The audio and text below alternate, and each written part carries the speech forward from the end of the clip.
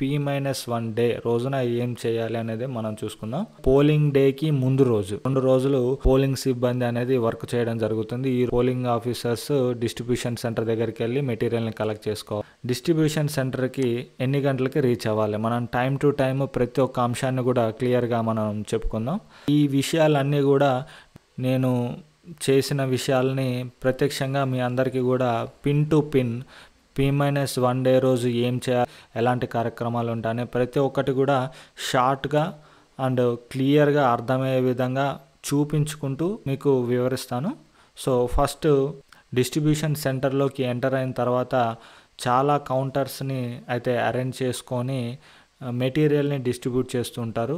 Polling officers ఏం చేయాలంటే వారికి ఏ పోలింగ్ స్టేషన్ అలాట్ అయింది, దాని యొక్క పేరు ఏంటి అనేది తెలుసుకోవాలి. అది కౌంటర్ 1 దగ్గరికి వెళ్ళినట్లయితే అక్కడ మీ యొక్క సిగ్నేచర్స్ తీసుకొని మీకు అపాయింట్మెంట్ ఆర్డర్ని అయితే ఇస్తారు. ఎక్కడ సిగ్నేచర్ పెట్టాలి అని మీ యొక్క డ్యూటీ ఆర్డర్స్లో టీమ్ నెంబర్స్ ఇవ్వడం జరుగుతుంది. ఈ టీం నెంబరు ఆ టీమ్ మెంబర్స్కి ఏ పోలింగ్ స్టేషన్ అయితే ఇష్యూ చేయబడిందంటే ఈ పోలింగ్ స్టేషన్ నెంబర్ని అంటే కౌంటర్స్ అయితే అలాట్ చేసుకొని ఆ కౌంటర్లో ఆ అపాయింట్మెంట్ ఆర్డర్ని అయితే మనకి ఇష్యూ చేస్తారు. వారి దగ్గరికి వెళ్తే ఒక కాపీ మీద మన సిగ్నేచర్స్ తీసుకొని ఒక్కొక్క పోలింగ్ ఆఫీసర్కి ఒక్కొక్క కాపీని ఇస్తారు. ఆ కాపీలో presiding officer name, phone number, APO name, phone number, OPOs names, phone numbers అన్నీ ఉంటాయి. సో ఒకరికొకరు మ్యూచువల్గా కాంటాక్ట్ చేసుకొని గెట్ టుగెదర్ అయ్యి అక్కడి నుంచి వెళ్ళి ఈ పోలింగ్ స్టేషన్ నెంబర్ తెలిసిన తర్వాత ఈ పోలింగ్ స్టేషన్ అనేది ఒక సెక్టార్కి అలాట్ చేయడం జరుగుతుంది. సో ఆ సెక్టార్ ఎక్కడైతే ఉందో అనే కౌంటర్స్ చూసుకొని ఆ సెక్టార్ దగ్గరికి వెళ్ళి సెక్టార్ ఆఫీసర్ని అయితే మనం కాంటాక్ట్ అవ్వాల్సి ఉంటుంది. మెటీరియల్ అనేది సెక్టార్ ఆఫీసర్ టీమ్కి అయితే డిస్ట్రిబ్యూషన్ చేస్తారు. సెక్టార్ ఆఫీసర్ అనేది టోటల్ ఇన్ఛార్జ్గా ఉంటారు. ఆ రూట్లో కానీ ఆ సెక్టార్ మొత్తంలో ఉన్నటువంటి పోలింగ్ స్టేషన్స్ అన్నిటికీ కూడా వీరు ఇన్ఛార్జిగా వ్యవహరిస్తారు. వీరి యొక్క కాంటాక్ట్ని అయితే ముందు సేకరించుకోవాలి. దాని తర్వాత మెటీరియల్ ఏ విధంగా ఇస్తారంటే మెటీరియల్ మనం కలెక్ట్ చేసుకోవాల్సి ఉంటుంది ఈ సెక్టర్ ఆఫీసర్ దగ్గర. ఈ మెటీరియల్లో ఫస్ట్ ఏమి ఇస్తారంటే చెక్ లిస్ట్ అనేది ఒకటి ఇస్తారు. ఈ చెక్ లిస్ట్లో ఎట్లా ఉంటుందంటే 4 పేజీల్లో మనకి చెక్ లిస్ట్ ఇస్తారు. ఈ చెక్ లిస్ట్లో మిషన్స్ ఏమి ఇస్తారు, ఫామ్స్ ఏమి ఇస్తారు అన్న ప్రతి ఒక్క డీటెయిల్స్, ఎన్నెన్ని ఇస్తారన్న ప్రతి ఒక్క డీటెయిల్స్ అయితే మనకి ఇక్కడ ఉంటాయి. ఈ ఫామ్లో చూపించిన విధంగా అన్ని మెటీరియల్స్ ఇచ్చారా లేదా అనేది ఈ ఫామ్స్లో టిక్ చేసుకొని వెరిఫై చేసుకోవాల్సి ఉంటుంది. టూల్స్ అండ్ ఎన్వలప్స్ ఏ విధంగా ఇస్తారంటే ఒక 2 బ్యానర్స్ ఇస్తారు. ఓటు ఎలా వెయ్యాలి అనేది ఎలక్షన్ కమిషన్ 2 బ్యానర్ల రూపంలో మనకి అడ్వర్టైజింగ్కి పోలింగ్ స్టేషన్ దగ్గర కట్టడానికి బ్యానర్స్ అయితే ఇష్యూ చేయడం జరుగుతుంది. ఈ బ్యానర్స్ని ఇలా డబ్బాలో అయితే ఇవ్వడం జరుగుతుంది. మనకి అక్కడ ఒక బ్యాగ్ అండ్ ఒక డబ్బాని అయితే ఇస్తారు. ఈ బ్యాగ్లో ఆల్ మెటీరియల్స్, టూల్స్, కిట్స్ అన్నీ ఉంటాయి. అదేవిధంగా బ్యానర్స్ని ఓ పెద్ద బాక్స్లో పెట్టి అయితే ఇవ్వడం జరుగుతుంది. ఈ బ్యాగ్ మీద, ఆ బాక్స్ మీద మీకు అలాట్ చేసినటువంటి polling station and assembly constituency details అయితే వచ్చాయా లేదా అని ఇక్కడ మార్క్ చేసింది. అలాంటి మార్కింగ్ని చెక్ చేసుకొని మీకు అలాట్ అయినటువంటి పోలింగ్ స్టేషన్కి సంబంధించిన మెటీరియల్ వచ్చిందా లేదా అన్నది ఫస్ట్ గుర్తుంచుకోవాలి. దాని తర్వాత ప్రిసైడింగ్ ఆఫీసర్ రిలేటెడ్గా ఏమైతే ఉంటాయో మనం చూద్దాం. ఈ బ్యాగ్లో ఫస్ట్ ప్రిసైడింగ్ ఆఫీసర్కి సంబంధించినటువంటి స్టాంప్ ఒకటి ఉంటుంది. ఇట్లా రౌండ్ సీల్లో district number, PS number, assembly constituency number అనేది ప్రింట్ అయి ఉంటుంది. అదేవిధంగా మాక్ పోల్ స్టాంప్ ఉంటుంది, క్రాస్ సీల్ ఉంటుంది, అండ్ ఇలా లక్క సీల్ చేయడానికి మెటల్ సీల్ ఉంటుంది. అలానే గ్రీన్ పేపర్ సీల్స్ ఉంటాయి, స్పెషల్ ట్యాగ్స్, పింక్ కలర్, 5 రకాల పేపర్ సీల్స్, ట్యాగ్స్ అయితే. అదేవిధంగా బ్లాంక్ ఐడి కార్డ్స్ ఉంటాయి. ఏజెంట్స్కి కానీ పోలింగ్ సిబ్బందికి కానీ అందరికి ఐడి కార్డ్స్ ఇష్యూ చేయడానికి బ్లాంక్ ఐడి కార్డ్స్ అయితే ఉంటాయి. అండ్ ఒకవేళ మీ పిఎస్లో బ్లైండ్ ఓటర్స్ ఎవరైనా ఉన్నట్లయితే బ్రైలీ స్క్రిప్టెడ్లో ఉన్నటువంటి సమ్ పేపర్స్ అయితే ఉంటాయి. ఆ పేపర్స్ని కూడా మీకు ఇవ్వడం జరుగుతుంది ఓటర్స్కి. అలాంటి బ్లైండ్ ఓటర్స్ వచ్చినప్పుడు వారికి బ్రైలీ స్క్రిప్ట్ని చదవగలిగిన వాళ్ళైతే దాన్ని చూసి ఇన్స్ట్రక్షన్స్ అనేది అయితే ఉంటాయి నోట్ చేసి. అదేవిధంగా entry, exit, presiding officer, PO1, PO2, PO3, polling agents, under surveillance of CC camera male female ఈ విధంగా మనం పోలింగ్ స్టేషన్లో ఆ అడ్రస్సింగ్ బోర్డ్స్ అనేవి కూడా ఈసారి ప్రింట్ చేసి ఇవ్వడం జరిగింది. అదేవిధంగా బ్రోచర్స్ అయితే మనకి ఇస్తారు కొన్ని.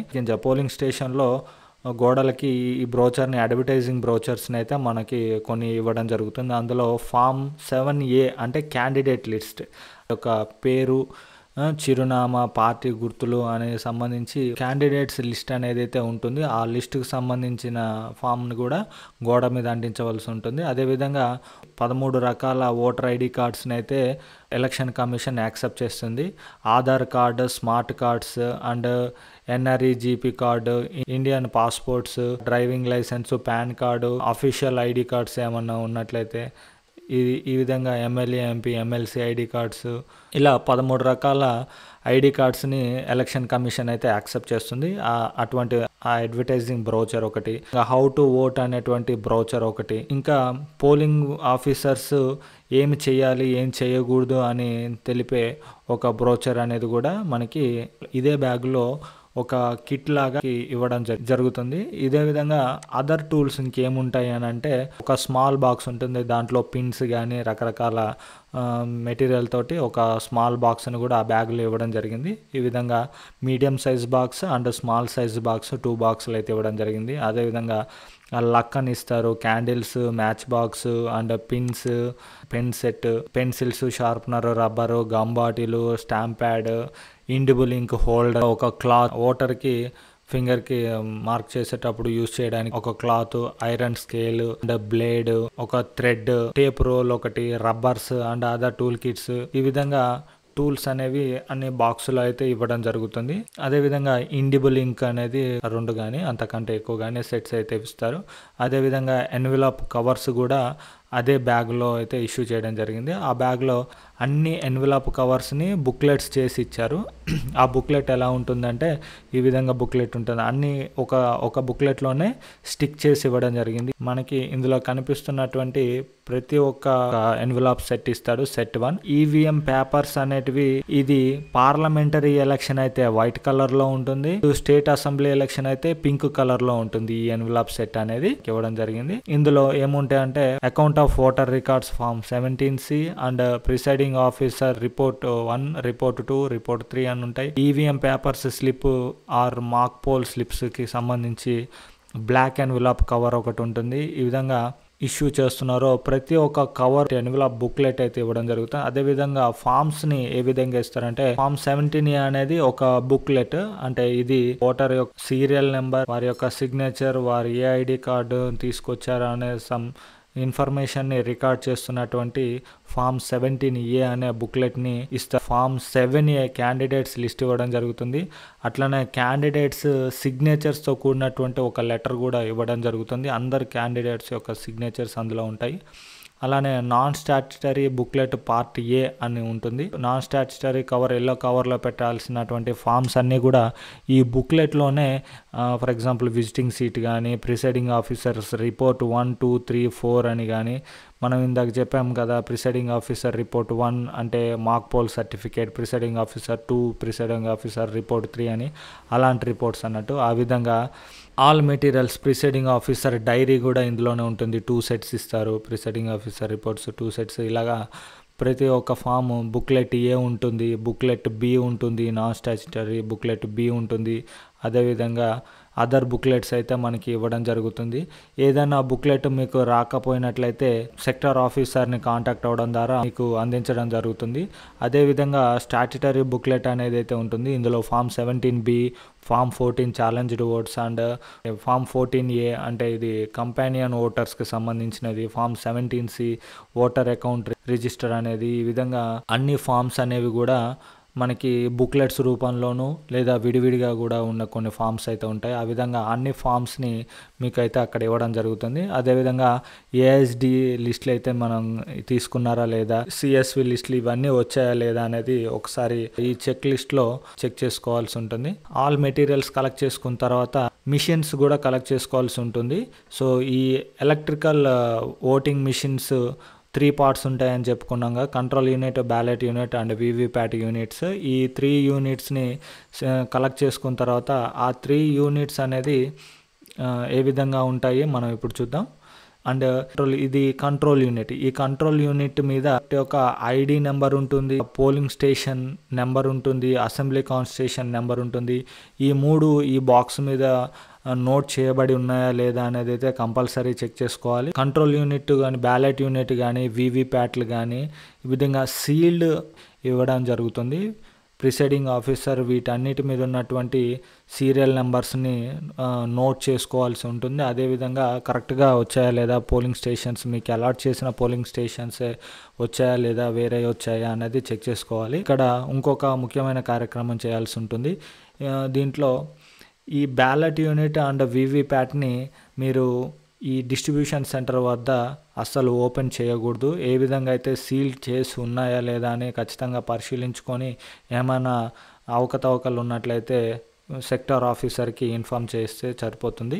అదేవిధంగా ఖచ్చితంగా సీల్డ్ మిషన్స్ మాత్రం మీకు అందించడం జరుగుతుంది. కాబట్టి వీటిని దేన్ని ఓపెన్ చేయకుండా ఓన్లీ కంట్రోల్ యూనిట్ని మాత్రమే అక్కడ ఓపెన్ చేసుకొని చెక్ చేసుకోవాలి. ఎందుకంటే కంట్రోల్ యూనిట్లోనే మీకు డేటా అనేది రికార్డ్ అవుతుంది. కాబట్టి ఆ కంట్రోల్ యూనిట్ని ప్రిసైడింగ్ ఆఫీసర్ ఈ మిషన్స్ని పూర్తిగా చెక్ చేసుకోవాల్సిన బాధ్యత అయితే. కంట్రోల్ యూనిట్ని ఏ విధంగా చెక్ చేసుకుంటామని అంటే, ఫస్ట్ ఈ కంట్రోల్ యూనిట్ని అన్సీల్ చేసి ఆన్ చేసినట్లయితే మనకి కరెంట్ డేట్ అండ్ టైం అనేది, date and time and battery percentage అన్నీ కూడా ఇక్కడ డిస్ప్లే అవుతాయి. ఈ డేట్ అండ్ టైంలో ఏదైనా మిస్టేక్ జరిగింది అనుకున్నట్లయితే, కరెక్ట్ డేట్ టైం అనేది డిస్ప్లే అవ్వడం లేదు అన్నప్పుడు సెక్టార్ ఆఫీసర్కి చెప్పినట్లయితే వాళ్ళు దాన్ని, ఇంజనీర్స్ ఉంటారు కాబట్టి ఆ ఇంజనీర్స్ ద్వారా రీసెట్ చేయడం కానీ లేదంటే కంట్రోల్ యూనిట్ని రీప్లేస్ చేయడం కానీ చేస్తారు.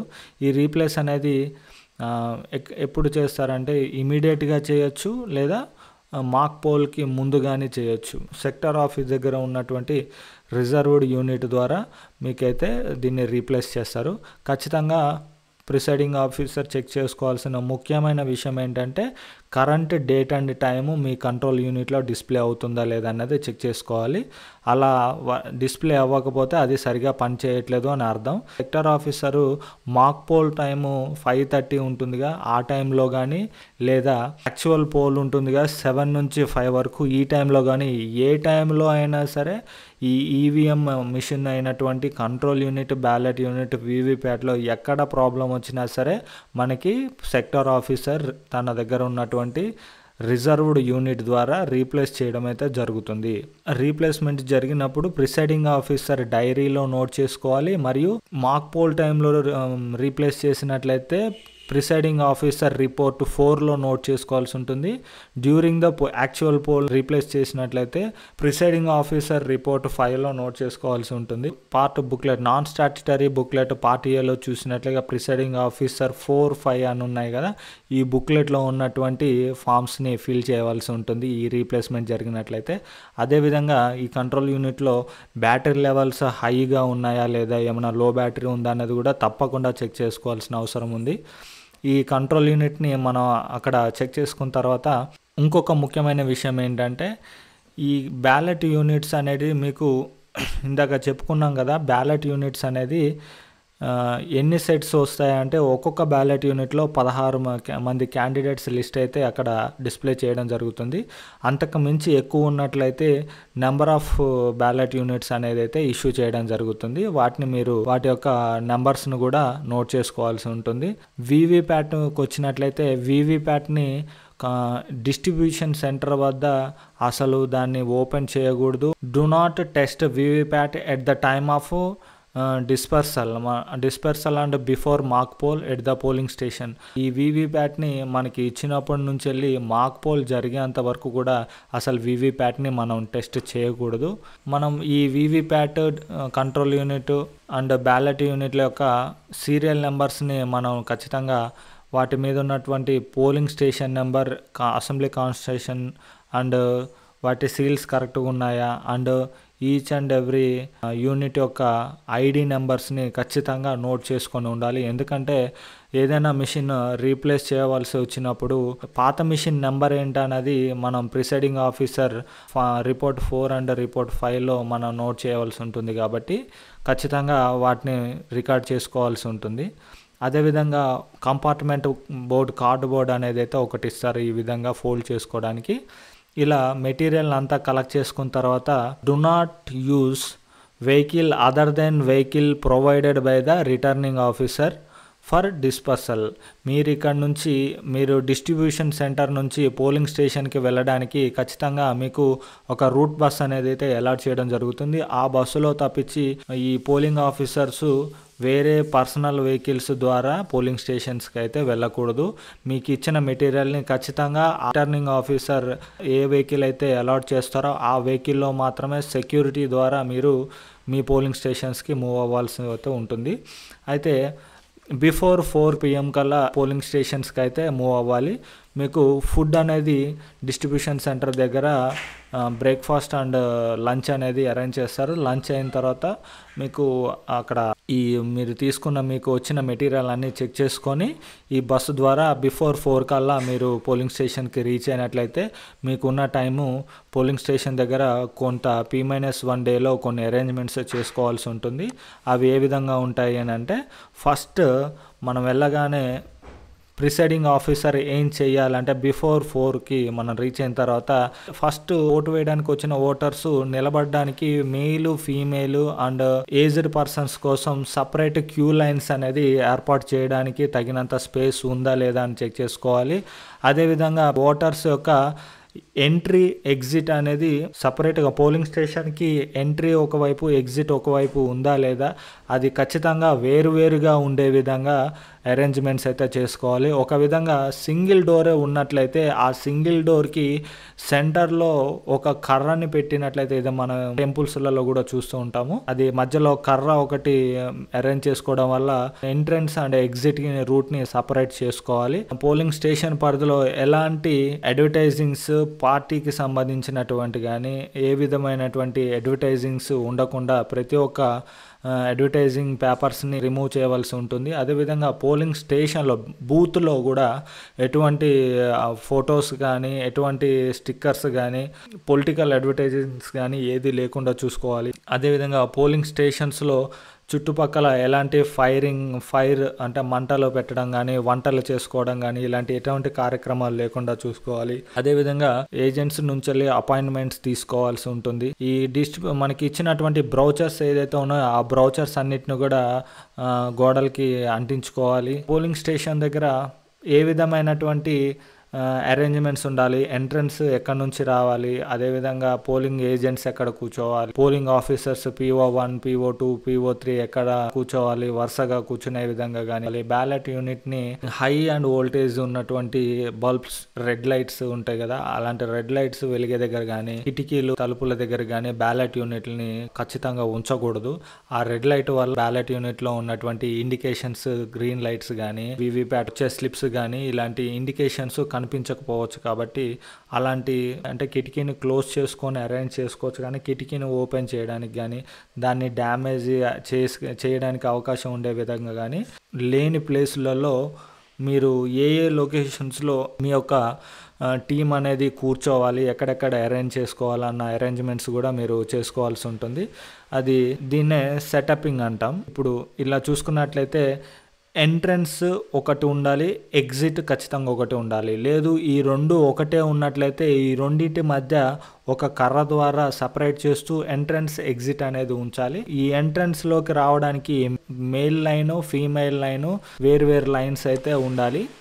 ఓటర్ ఎంటర్ అయిన వెంటనే ఏజెంట్స్ ముందు నుంచి వెళ్తూ పోలింగ్ ఆఫీసర్ 1 దగ్గరికి వెళ్తే పోలింగ్ ఆఫీసర్ 1 దగ్గర నుంచి 2 దగ్గరికి, 2 దగ్గర నుంచి 3 దగ్గరికి, 3 దగ్గర నుంచి కంపార్ట్మెంట్ నుంచి వెళ్ళి ప్రిసైడింగ్ ఆఫీసర్ ముందు నుంచి వెళ్ళి ఎగ్జిట్ నుంచి బయటికి వెళ్ళిపోవాల్సి ఉంటుంది. ఇది యాక్చువల్ ప్రొసీజర్. ఈ ప్రొసీజర్లో మీ యొక్క పోలింగ్ స్టేషన్స్లో అంటే బూత్లో ఏ లొకేషన్స్లో ఎలాంటి ప్లేసెస్ ఉన్నాయి, ఎక్కడెక్కడ విండోస్ ఉన్నాయి, ఎక్కడెక్కడ డోర్స్ ఉన్నాయి, ఎక్కడ లైటింగ్ ఎలా ఉంటుంది అన్నది చూసుకొని ఇలాంటి సిట్టింగ్ అరేంజ్మెంట్స్ని కూడా మీరు పోలింగ్ డే కంటే ముందే P-1 డేలోనే నిర్వహించుకోవాలి.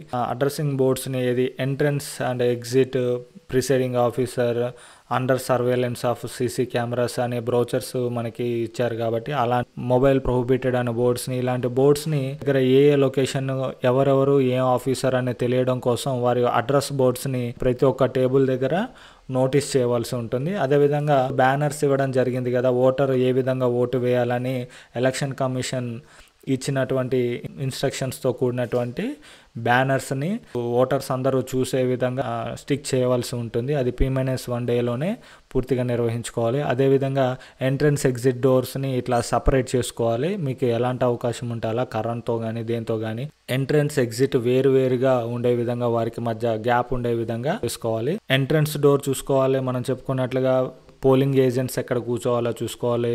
PO1 పోలింగ్ ఆఫీసర్ 1 అంటే APO టేబుల్ అరేంజ్ చేసుకోవాలి. PO2 అంటే OPO టేబుల్, PO3 అంటే OPO టేబుల్, ఇంకో OPO టేబుల్ అండ్ ఓటర్ కంపార్ట్మెంట్ని అరేంజ్ చేసుకోవాలి. తర్వాత ప్రిసైడింగ్ ఆఫీసర్స్ చైర్ని సెట్ చేసుకోవాలి. తర్వాత ఎగ్జిట్ నుంచి బయటికి వెళ్ళిపోయేదాకా అదొక సర్కిల్లో ఫామ్ అయ్యే విధంగా మనకి క్లియర్గా ఉండే విధంగా ఓటర్స్కి క్లియర్గా అర్థమయ్యే విధంగా ఈజీగా ఎలా అయితే మూవ్ చేసుకుంటానో ఒకరి తర్వాత ఒకరు క్లియర్గా అరేంజ్ చేసుకోవాలి. ఖచ్చితంగా అది P-1 డేలోనే ఖచ్చితంగా అరేంజ్ చేసుకోవాలి.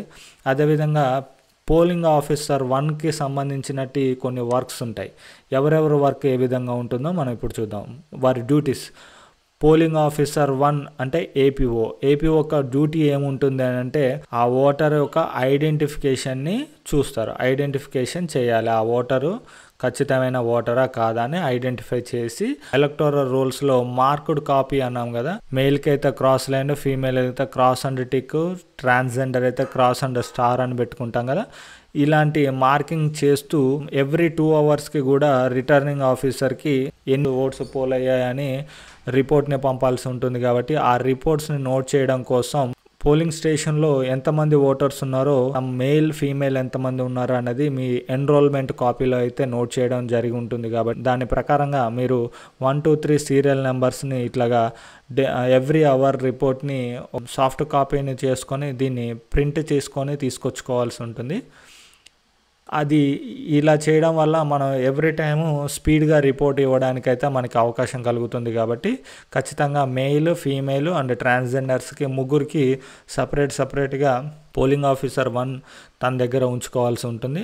అదేవిధంగా పోలింగ్ ఆఫీసర్ 2 ఏం చేయాలి అంటే ఫామ్ 17A బుక్లెట్ ఉంది కదండి, ఓటర్ రిజిస్టర్ అండ్ ఓటర్ యొక్క సీరియల్ నెంబర్స్ వేసుకొని వారి సిగ్నేచర్స్ నోట్ చేసుకుంటాం. కాబట్టి ఈ ఫామ్ 17A బుక్లెట్లో సీరియల్ నెంబర్స్ మీకు ఎంతమంది ఓటర్స్ అయితే మీ పోలింగ్ స్టేషన్లో ఉన్నారో అంత కౌంట్ వరకు కూడా serial numbers at a time work burden తగ్గించుకోవడానికి ముందు రోజే P-1 డే రోజునే సీరియల్ నెంబర్స్ని నోట్ చేసుకోవాలి. ఓటర్ స్లిప్ని ఇష్యూ చేస్తారు. కాబట్టి ఓటర్ స్లిప్ అనేది ఏ విధంగా ఉంటుందంటే ఈ ఓటర్ స్లిప్ మీద ఓటర్ యొక్క సీరియల్ నెంబర్ PO1 గట్టిగా చదువు ఆ నెంబర్ని ఫామ్ 17Aలో రికార్డ్ చేయాలి. మరియు ఓటర్ స్లిప్ లో కూడా రాసి PO2 సిగ్నేచర్ ని చేసి ఇవ్వాల్సి ఉంటుంది. కాబట్టి పోలింగ్ టైంలోనే రాసినట్లయితే లేట్ అవుతుంది. అండ్ దీని మీద ప్రిసైడింగ్ ఆఫీసర్ స్టాంప్ను వేయాలి. అండ్ దాని మీద district number, constituency number, polling station number ఇవన్నీ వేసి స్లిప్స్ని కట్ చేసి ఇవ్వాలి. కాబట్టి ఇంత పని పోలింగ్ టైంలో చేయాలంటే కష్టం. కాబట్టి P-1 డేలోనే ఇది నిర్వహించడం జరుగుతుంది. ప్రిసైడింగ్ ఆఫీసర్కి సంబంధించినవి ఏముంటాయి అంటే ఈ యాక్చువల్గా పోలింగ్ టైం 7 గంటల నుంచి 5 గంటల వరకు ఉంటుంది. కాబట్టి 5 గంటల తర్వాత ఇంకా ఓటర్లు ఎవరైనా క్యూలో మిగిలి ఉంటే, ఇలా క్యూలో మిగిలి ఉన్నట్లయితే క్యూలో ఉన్న లాస్ట్ ఓటర్ నుంచి వెళ్ళి సీరియల్ నెంబర్ 1తో ఇట్లా ఈ మిగిలిపోయిన ఓటర్లందరికీ కూడా టోకెన్ నంబరు ఇవ్వాల్సి ఉంటుంది. ఈ టోకెన్లను కూడా ఈ ముందు రోజే తయారు చేసి కొంత సర్టెన్ నెంబర్లో ఒక 200, 300 కానీ టోకెన్ నెంబర్స్ను కూడా చేసుకున్నట్లయితే చాలా ఈజీగా ఉంటుంది. ఎందుకంటే ఈ టోకెన్ నెంబర్ పైన PO స్టాంప్ వేయాలి, అక్కడ district number, PS number, constituency నెంబర్ని వేయాలి అండ్ సీరియల్ నెంబర్స్ వేయాలి, ప్రిసైడింగ్ ఆఫీసర్ సిగ్నేచర్ చేయాలి. ఇవన్నీ ఖచ్చితంగా ఉండాలి. కాబట్టి ఈ విధమైనటువంటి టోకెన్స్ని కూడా ఖచ్చితంగా తయారు చేసుకోవాలి. ఇదంతా కూడా పోలింగ్ ఆఫీసర్స్ నలుగురు కోఆర్డినేట్ చేసుకుంటూ ఖచ్చితంగా P-1 డే రోజున వారి యొక్క భారాన్ని తగ్గించుకునే విధంగా ఒకరికొకరు సాయం చేసుకుంటూ ఖచ్చితంగా ఈ పనులన్నీ చేసుకోవాలి. సో ఇంకొక పాయింట్ ఏంటంటే ఏజెంట్స్ ఏ విధమైన పని చేయాలనేది ఒకసారి నోట్ చేసుకుందాం. పోటీ చేయు అభ్యర్థులు 2 పోలింగ్ ఏజెంట్స్ను నియమించుకుంటారు. ఈ నియమించుకున్న పోలింగ్ ఏజెంట్స్ పోటీ చేసేటటువంటి అభ్యర్థి ఫామ్ 10ని వారికి ఇస్తే ఆ ఫామ్ 10ని తీసుకొచ్చి ప్రిసైడింగ్ ఆఫీసర్ కి సబ్మిట్ చేస్తారు, రిపోర్ట్ చేస్తారు అన్నట్టు. వీరు సంబంధిత పోలింగ్ స్టేషన్ లో ఓటర్ అయి ఉండాలి. అదేవిధంగా వీరిని ఉదయం 5:15 రమ్మని చెప్పాలి. అదేవిధంగా వచ్చేటప్పుడు ఫోన్లు ఏవి తెచ్చుకోకూడదు. వీరు ఎటువంటి ఫోన్స్ కూడా పోలింగ్ బూత్ లోకి అలౌవింగ్ ఉండదు. వీరికి ఎంట్రీ పాస్ తయారు చేసి అనెక్సర్ 12 ఎంట్రీ పాస్ తయారు చేసి పోలింగ్ డే రోజు మాత్రమే వాళ్ళకి ఇవ్వాలి. పోలింగ్ బూత్ లో ఉన్నప్పుడు మాత్రమే వారికి ఐడి కార్డ్స్ ఇష్యూ చేయాలి. పోలింగ్ ఏజెంట్ ఒక పార్టీకి ఒక ఏజెంట్ను మాత్రమే పోలింగ్ స్టేషన్లోకి అనుమతించాలి.